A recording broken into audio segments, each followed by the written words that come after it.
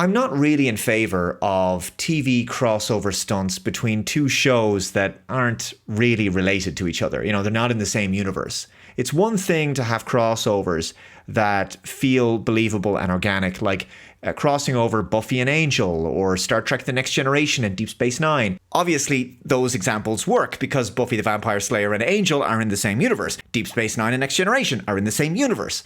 But crossovers with shows that are not actually connected, it just feels like, kind of easy ratings grabbers designed to excite both fan bases with a cheap, gimmicky trick.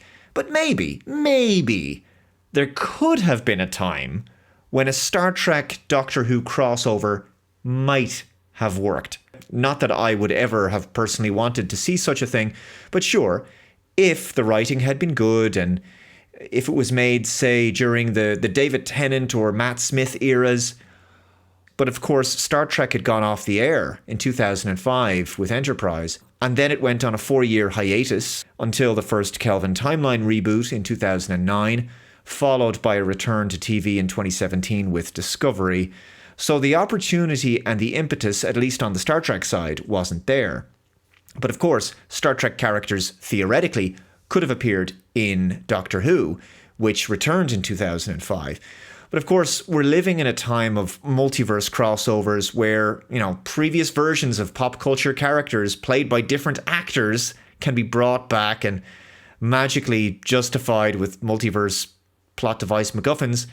And they can all be on screen at the same time. It's so silly. But crossovers and sci-fi mashups are basically the last sort of go-to gimmicks that franchises can pull in an effort to regain lost eyeballs. Interestingly enough, there have been a few crossovers between Star Trek and Doctor Who in the past in comic book form. So back in 2012, there was this 8-part comic book series called Star Trek The Next Generation Doctor Who Assimilation Squared, in which the crew of the Enterprise D and Matt Smith's Doctor and Amy and Rory have to work together to fight against an alliance between the Borg and the Cybermen, two villains in those respective franchises who are quite similar. This was written by Scott Tipton, David Tipton, Tony Lee, and the artwork was done by J.K. Woodward. It's interesting to think of some of the wild crossovers that were written for comic books and novels, a content that would just never make it into live action. And the wild crossovers didn't stop with Doctor Who. There was this novel written back in 1998 by Michael Jan Friedman. It's called Star Trek The Next Generation Planet X, an X-Men crossover. So this was licensed by Marvel to cross over with Star Trek, and it had the crew of the Enterprise D come face to face with Storm, Nightcrawler, Shadowcat, Banshee, Wolverine, and Archangel. And there was even a reference made to how there's an uncanny resemblance between Picard and Professor X, despite this novel being written before Patrick Stewart was cast in the X-Men movies. The first X-Men movie, of course, coming out in 2000. So this novel was quite prophetic in that regard.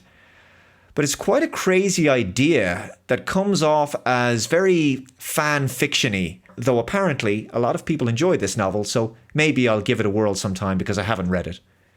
Anyway, it seems that Star Trek, or at least New Trek, as we call it, has finally crossed over with Doctor Who in live action. Firstly, there was an episode of Series 14 Doctor Who where Ruby Sunday makes a reference to Star Trek. She asks the Doctor, "Is that like a matter transporter like in Star Trek?" And he replies, "We've got to visit them one day." Now, initially, this just comes off as a silly throwaway line like a gag joke.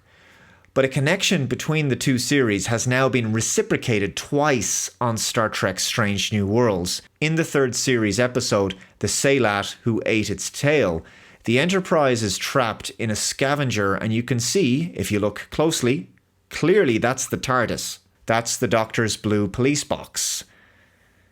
Now, in the most recent episode, New Life and New Civilizations, which is the third season finale, Pelia, who I cannot abide as a character, or her immensely irritating voice, and I have no idea why that was even the decision to make her sound like that. But anyway, she says, "Challenging schmallenging, remind me to tell you about the time I spent with the time-traveling doctor I once knew," suggesting she was one of the Doctor's companions, which, given her eccentricity and how she really seems more like a Doctor Who character than a Star Trek character, I could believe that. So yeah, it's possible that we're slowly, gradually building towards a proper crossover event featuring the Doctor on Star Trek, or the Enterprise and its crew showing up on Doctor Who. Now, as Doctor Who's future is currently looking uncertain, it seems the former is more likely at present. Also, Star Trek Strange New Worlds has done a lot of gimmicky episodes. A crossover with Lower Decks, a musical, 4.5 Vulcans, and next season, there's going to be a puppet episode. So a crossover with Doctor Who doesn't seem like that much of a stretch.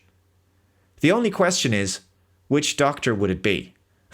Hopefully, not the two most recent iterations of the Doctor. I think either Matt Smith or Peter Capaldi could be very good fits on Strange New Worlds, actually. Unfortunately, neither franchise are at their best at present in order for these crossovers to really resonate in the same way as they once could have done. A lot of fans are unsatisfied with Strange New Worlds and modern Trek in general, and the same very much goes for Doctor Who, a franchise that's perhaps in much worse shape and has alienated a lot of its long-time fan base.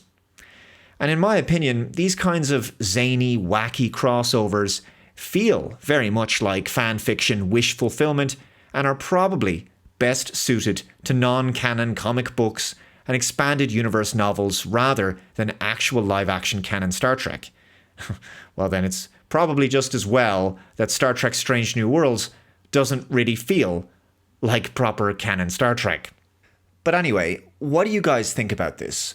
Do you think a fully fledged live-action crossover event with Doctor Who and Star Trek could work at present? Or would you ever have wanted to see this happen, even in the glory days of both franchises? I look forward to your comments below.